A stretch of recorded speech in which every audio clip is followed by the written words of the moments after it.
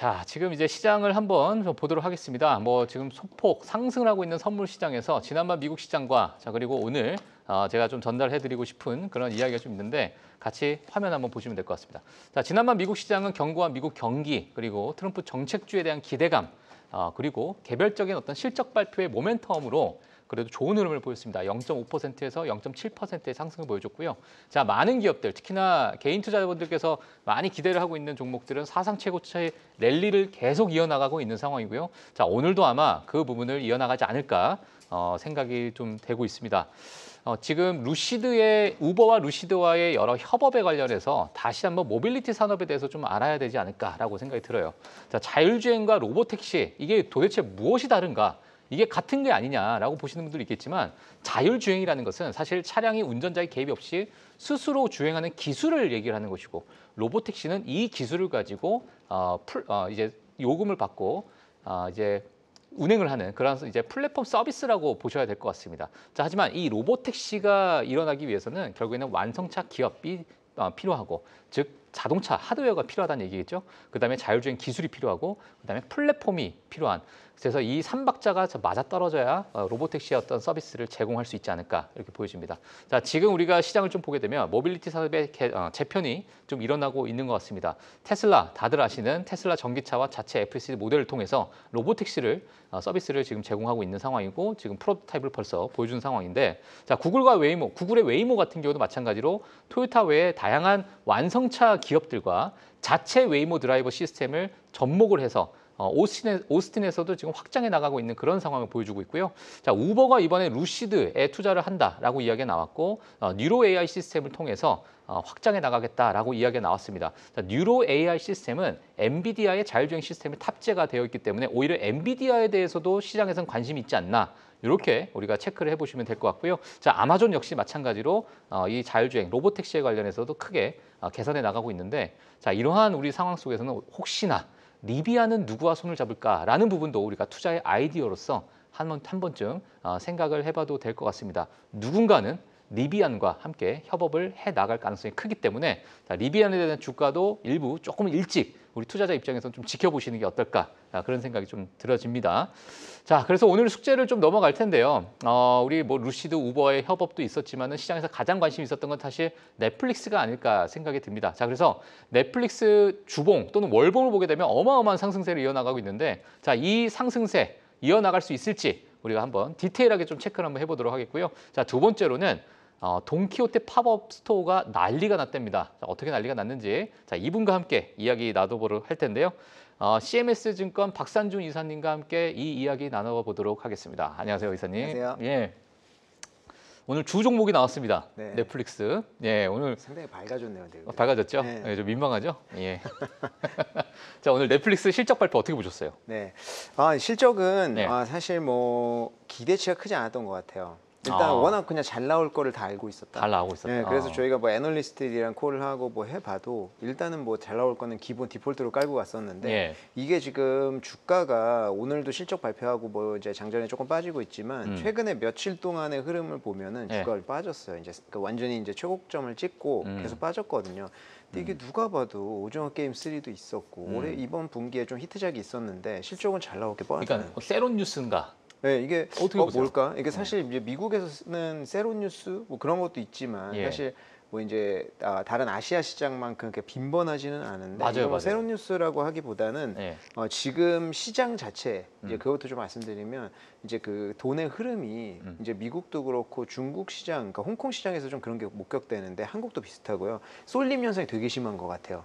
그래서 좋은 섹터들이 워낙 명확해 버리니까 그쪽으로 몰리는 게 심해가지고 지금 중국이나 홍콩 같은 경우에는 이제 우리 팜마트 이런 것도 얘기 많이 했지만 맞아요. 이제 그런 신소비가 굉장히 몰리다가 지금은 그 바이오 쪽으로 다 몰렸어요. 어디요? 바이오 섹터 쪽. 바이오 섹터 그러니까 쪽으로. 창신약 쪽 있잖아요. 그러니까 신규 약 개발하고 이런데 그쪽으로 완전히 몰려버려가지고 중국에서 굉장히 명확합니다. 이번 주에. 그렇기 때문에 그쪽은 개별 종목들 30% 막 오르고 팜마트 같은 경우에는 실적 잘 나왔는데도 주가 빠지고 비슷한 흐름이거든요.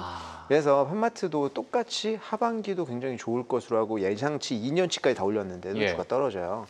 지금 넷플릭스 같은 경우에도 주가 잘 나왔고 뭐 하반기에 비용 좀 증가한다고 해도 하반기 기대작도 있고 뭐 이런 상황인데도 불구하고 예. 주가가 좀 떨어진다는 것은 아마도 지금 뭐 이제 스테이블 코인이라든지 지금 이번 주만 해도 뭐 사실 이번 주에는 뭐 이제 코인 쪽이니까 그렇다 보니까 이제 그쪽으로 자금이 몰리면서 이쪽이 좀 힘이 빠진 거 아닌가 이런 생각이 좀 드는데 예. 이제 한번 좀 이제 리뷰를 좀 해보면요.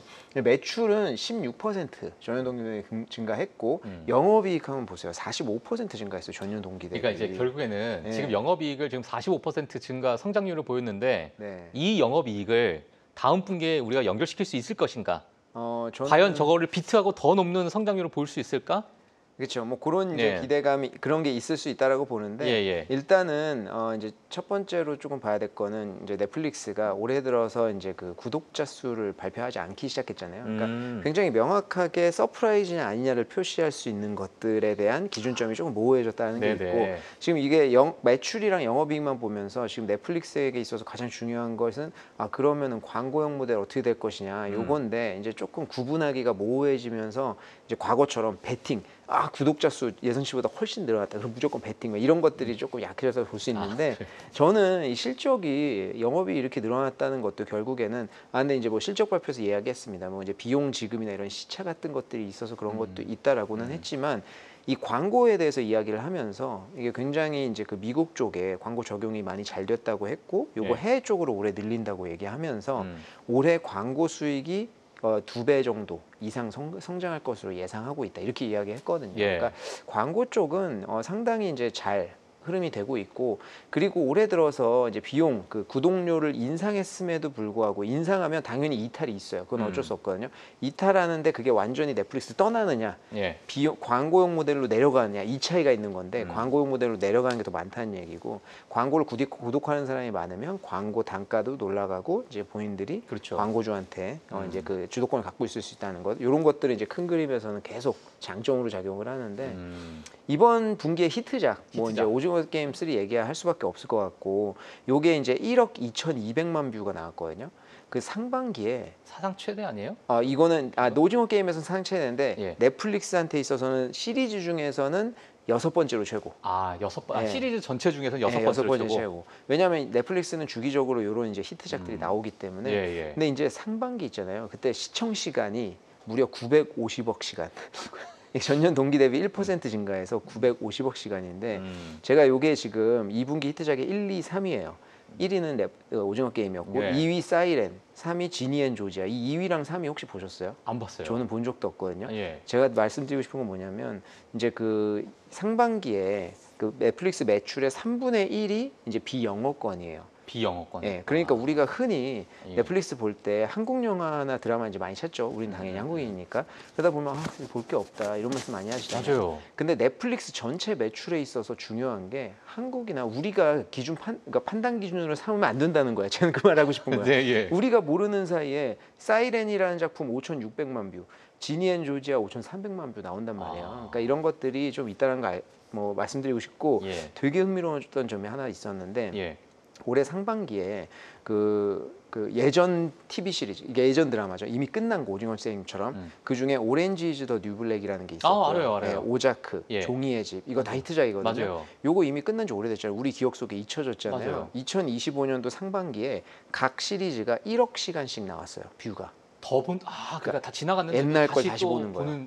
그러면 그거는 고수요가 또 있구나. 이게 되게 IP의 힘인데 뭐냐면 다 잊혀져서 우리는 다 봤으니까 그렇죠. 재밌었던 게 있었지라고 잊혀졌고 사람들의 기억 속에도 잊혀졌지만 그게 레코멘드 그러니까 그 알고리즘으로 추천해주고 이런 게 있으니까 예를 들면 누군가가 저희 세대 뭐 애니메이션 슬램덩크라고 치면 슬램덩크가 뭔가 약간 이슈가 되면 사람들이 다시 그거 보러 나가는 그런 수요가 또 있으니까. 그래서 이게 지금 안 본 사람이나 새로 유입된 사람들한테 어떤 행복을 주는 거죠. 이런 재밌는 시리즈를 그 사람들 안 봤으니까. 저는 이제 궁금한 게 사실상 지금 많은 선진국들은 어찌 보면 우리가 소위 얘기하면 구독자의 어떤 캐파라고 우리가 얘기를 하면 어느 정도 그 캐파가 꽉꽉 차 있지 않을까라는 생각도 들기도 하고 오히려 이제 약간은 이 넷플릭스와 조금은 뭐 접근하기가 좀 힘든 그런 국가들 특히나 뭐 개발도상국들이나 네네. 좀 더 진출할 수 있을 만한 그 여력이 있는 그런 국가들이 얼마나 있을까라는 것도 좀 많이 좀 생각을 해보는데 그렇죠. 넷플릭스가 지금 확장을 하는 단계에서 어느 정도 글로벌적으로 다 그게 꽉꽉 차 있는 상태인지 아니면 더 나아갈 수 있는 국가들이 많은지 뭐 어떻게 보고 계세요? 일단 넷플릭스는 예. 더 이상 이제 그 구독자를 발표하지 않게 된 시점부터 뭐냐면 확장성을 보는 주식이 아닌 거예요, 이제. 성숙 단계에 왔기 때문에 예. 여기에서 얼마나 더 마진을 일으킬 수 있느냐가 오히려 이제 그런 쪽으로 집중한다는 어떤 방향성이구나. 그렇죠. 그렇다 예. 보니까 광고에 집중하는 거거든요. 네네. 그러면 이제 광고는 지금까지는 구독료 하나로만 가지고 있다가 예. 요게 이제 이것보다 많은 사람들을 늘리는 것보다는 이 안에서 광고라는 다른 수익을 일으키는 거. 그게 이제 넷플릭스한테 되게 중요한 점이거든요. 예. 그래서 광고에 집중하는 거예요. 그래서 사실은 앞으로는 그런 확장성보다는 그게 더 중요하게 될 거고 그 영화나 뭐 이런 것들 다 히트를 쳤지만 요번에 새로운 IP 하나 생겼죠. 예. 이거 K-팝 데몬 헌터스. 맞아요. 요게 난리던데요? 엄청나게 히트 쳤잖아요. 예. 그래서 요게 이제 영화 중에서는 3위였는데 8천만 뷰 나왔거든요. 근데 요게 빌보드 그러니까 노래 1위 했는데 이거 되게 대단했던 게 가상 밴드예요. 실제 가수가 한 게 아니거든요. 가상 밴드가 했는데 블랙핑크랑 BTS 기록 다 빼고 다 깨고 그 빌보드 1위 했어요. 물론 앞에 이 친구들이 깔아놨으니까 한 게 있지만 예. 그렇게 했고 요게 이제 또 후속작이라든지 파생 작품들을 내놓는다는 거예요. 그래서 요것도 오징어 게임처럼 오징어 게임도 미국판 나오잖아요. 그러니까 넷플릭스가 잘하는 게 뭐냐면 하나 본인들이 히트치면 그거 가지고 계속 이제 그 파생 시리즈를 내면서 계속 끌고 간다. 그런 게 좀 있고요. 예전에 그 가상 세계 가수 아담인가요? 아담 돌아가셨어요. 이제 돌아가셨어요? 네, 병 걸려가지고. 그 아담 씨 이제 돌아가셨으니까 그러한 상황이 더 나올 것 같은 생각이 들어요. 저는 이제 AI로 만드는 어떤 가상 캐릭터가 나와가지고 가수를 그렇죠. 대변하는.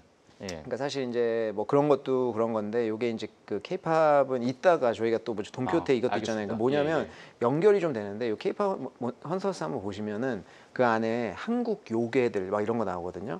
그런 것도 이제 K-팝 K-컬처를 타고 나갈 수 있는 건데 이거 굉장히 그 한 국가의 문화가 나가서 성숙화되는 과정에서 되게 중요한 역할들을 좀 하고 있는 건데 그런 게 좀 있었고 한국 콘텐츠 인기가 되게 많았어요 이번에도. 근데 이제 약한 영웅 시즌 2 요거랑 당신의 맛 요 두 가지를 좀 말씀드리고 싶은데 요거는 약한 영웅 1은 웨이브에서 나왔던 작품을 웨이브에서 몇 년 전에 시즌 1이 나왔는데 너무 좋은 작품인데 2 안 나왔죠. 그거를 넷플릭스 산 거예요.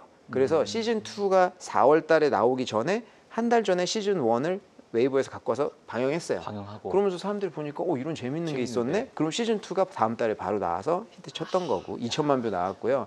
그리고 당신의 맛도 요게 ENA인가 그 태블 채널에서 만든 거고 거기가 최근에 이런 거 좀 잘 만드는데 그런데 문제점은 작다 보니까 히트작을 내도 약간 이제 쿠팡 플레이 같은 느낌이죠. 이제 그걸로 다 확 끌어들이진 못하는데 당신의 맛도 넷플릭스에서 같이 방영하면서 여기 히트를 쳤어요. 예. 그래서 이것도 뷰가 굉장히 많이 나와서 이제 넷플릭스가 이런 그 플랫폼으로서 이런 이제 같이 그 편승하고 싶은 컨텐츠들이 자발적으로 오는 그런 상황들이 좀 있다. 예. 우리가 하반기에는 뭐 이제 아까도 이야기 나왔었던 것 같은데 이제 그 기묘한 이야기 마지막 시즌입니다. 이거 드디어. 마지막이에요? 네, 11월 달에 나오는데 이런 것도 있고 웬즈데이 시즌 2 이거는 한국인들한테 많이 익숙하지 않은데 뭐 비틀주스라고 하는 옛날 영화 있거든요. 거기에 파생 나온 캐릭터인데 미국에서 북미 쪽에서 굉장히 유명하더라고요. 엄청 그래서 인기 있었죠. 네, 시즌 1이 되게 인기 맞아요. 있었어요. 그래서 그래가지고 아리스 인 보더랜드도 저는 개인적으로 되게 좋아하는. 저도요. 예. 이게 사실 이것도 얘기하자면 길어지는데 우리가 오징어 게임의 원조가 저런 일본 거, 영화들이에요. 맞아요. 저런 것 같아요. 네, 그 배틀 로얄이랑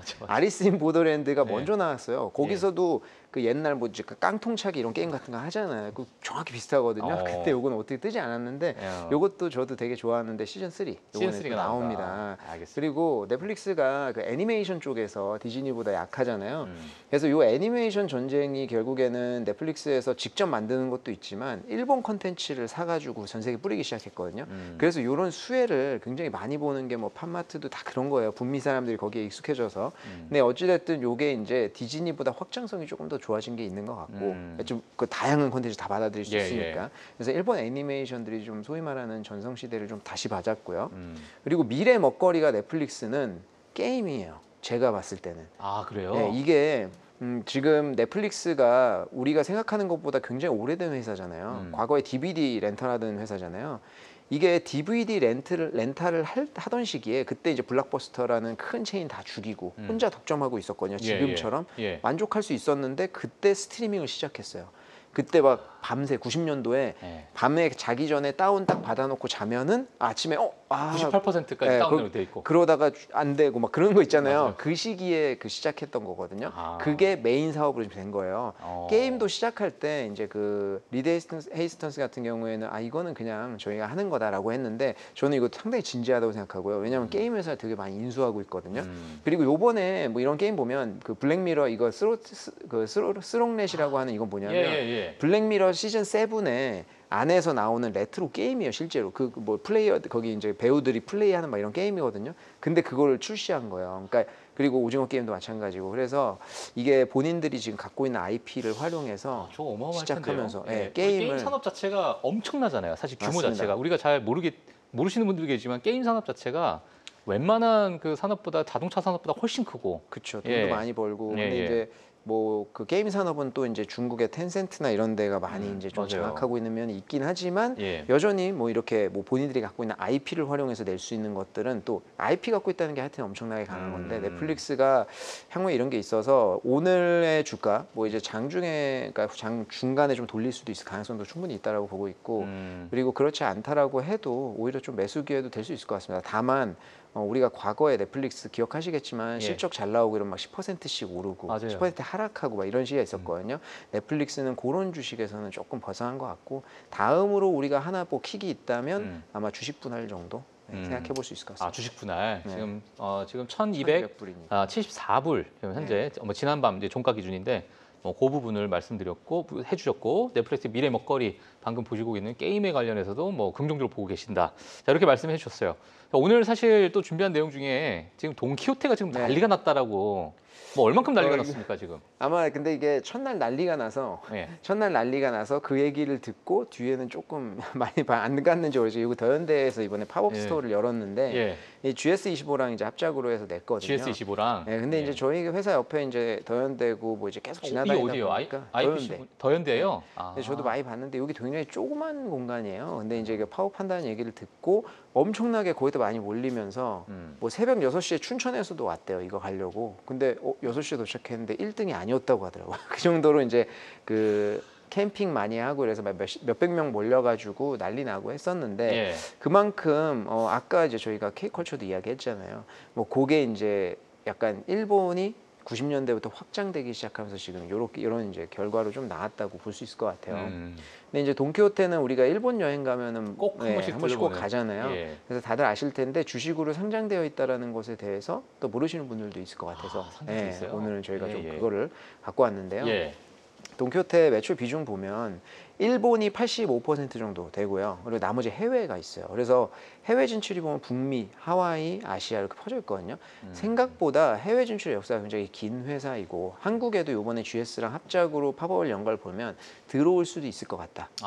혹시 그 기억하시겠지 모르겠지만 명동에 삐에로 쇼핑이라고 맞아요. 그 신세계에서 그 똑같이 이제 하려고 했었는데 실패했었잖아요. 근데 이제 돈키호테가 들어오면 당연히 제가 봤을 때 성공할 것 같긴 한데 이게 지금 그 홍콩에도 있어요. 근데 홍콩에도 엄청나게 잘 되고 이런 거 있어요. 그냥 느닷없이 돈키호테 들어왔다고 하면 뭐 사실 뭐 딴 데 가도 되고 뭐 이랬지만 일본에서 여행 갈 때마다 갔던 사람들이 많잖아요.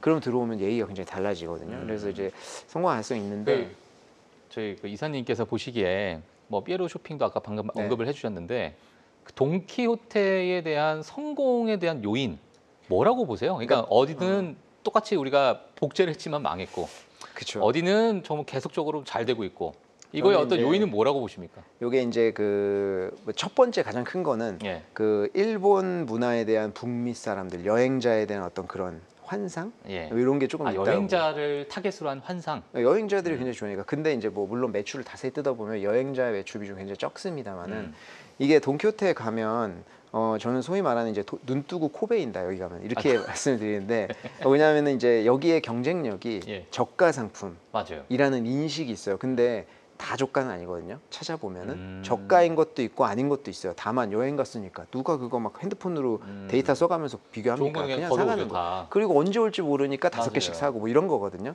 그리고 상품대가 폭넓어요. 다 있어요. 명품백까지 있잖아요. 완전 싸구려부터 뭐 먹을 것까지 그렇다 보니까 있고 그리고 이제 가장 중요한 거는 이제 영업 시간인데 이게 24시간인 곳도 있고 새벽 1시인 곳도 있어요. 근데 일본 여행 가 보시면 아시겠지만 9시면 다 닫잖아요. 맞아요. 아쉽단 말이에요. 맞아요. 쇼핑하다 보니까 벌써 9시 밥도 안 예. 먹었는데 뭐 그러면서 이제 아쉬움을 이제 느끼면서 호텔로 돌아가는 길에 약간 일종의 어떤 애프터클럽 같은 느낌이랄까. 네, 게임이 다 끝났는데 아직까지 열려 있어요. 거기 가면 이제 새벽까지 이제 또 비교할 것도 많은데 네. 애프터클럽을 비교하네요. 네, 거기 가서 이제 또 쇼핑 한번 하고 들어가서 어. 자는 거거든요. 그런 게 있는데 또 마지막으로 이제 그 잘 되는 데 돈을 더 많이 버는 이유는 PB 상품을 이제 한번 이미지 다 깔고 많이 오면은 그다음부터 PB 상품 만드는 거잖아요. 근데 PB 상품 깔기 시작했다. 그래서 마진이 굉장히 많이 증가했고 예. 작년 기준으로만 봐도 매출의 20% 가까이가 PB 상품이니까. PB 상품이니까. 네, 사실 굉장히 성공한 그런 케이스라고 볼 수 있죠. 알겠습니다. 지금 뭐 시간이 조금 남았는데 뭐 주가 한번 좀 체크를 네. 해보면서 지금 현재 아이고 야. 이게 주가가 PPIH라고 일본에 상장이 되어 있는데 이제 이게 5년 주가거든요. 그래서 주가도 굉장히 많이 이제 올라 있는 상황이고 예. 뭐 이제 흔히 말해서 뭐 이거 지금 난카이지 대지진 이것 때문에 여행객 그러니까 우리가 느끼기에는 여행객이 많잖아요. 도쿄 호텔 가면. 우리는 물론 새벽에 가니까 그렇지만 여행객이 많은데 이거 여행객 좀 빠지고 이러면은 글쎄요. 이거 엔화 오르고 그러면은 좀 별로인 거 아니에요? 이렇게 말씀하실 수 있는데 이게 지금 외국인 매출 비중을 보면요. 면세 비중을 이제 따로 공개하거든요. 이게 외국인 매출 비중이에요. 왜냐하면 면세 받는 거니까. 물론 면세 안 받는 사람도 있지만 그런 쿨한 사람들은 빼고 면세 받는 사람들 친다 치면은 전체 매출에서 그 외국인이 차지하는 비중이 6%가 안 돼요. 5.6%. 이게 전체 매출. 그리고 일본 내에서만으로 발라보면 6.7%거든요. 6.7%. 이게 사상 최고예요. 그래서 많이 증가해서 우리가 느끼기에는 외국인이 다 사는 것 같지만 90% 이상은 일본인들이 사는 거예요. 네, 그렇기 때문에 워낙 자리에 잘 잡혀 있다. 이렇게 외국인에 의존되어 있는 그런 것들은 아니다. 맞습니다. 예, 우리가 이렇게 봐야겠네요. 알겠습니다. 자, 오늘 넷플릭스 미래 먹거리 게임에 대해서 이야기를 해주셨던 게 저는 좀 내리에 좀 남아 있고, 자, 그래 돈키호테 지금 뭐 한국에 와서 팝업 스토어를 열었는데 주가 측면에서 뭐 너무나도 좋은 견고한 흐름을 지금 보이고 있다. 이렇게 좀 말씀을 해주셨습니다. 사실 저희 박상준 이사님 나오시게 되면 항상 늘 이렇게 재미난 이슈, 개인 투자자들이 정말 알기 힘든 이슈들을 많이 말씀해 주셔가지고 금요일 밤마다 저도 이게 기대가 됐는데 다음 주 금요일도 좀 기대를 해보도록 하겠습니다. 네, 네, 다음 주 금요일 뵙도록 하겠습니다. 감사합니다. 네, 감사합니다. 네. 네, 자 7월 18일 금요일입니다. 자, 오늘 저희가 준비한 내용은 여기까지고요. 다음 주는 더 바쁠 것으로 예상이 됩니다. 많은 기업들이 실적 발표가 나오기 때문에 주가도 큰 변동성이 있을 것 같은데 저희가 알차게 모아서 또 전달해 드리도록 하겠습니다. 자, 오늘 저희는 여기서 마치도록 하겠고요. 시청해 주신 여러분 감사합니다.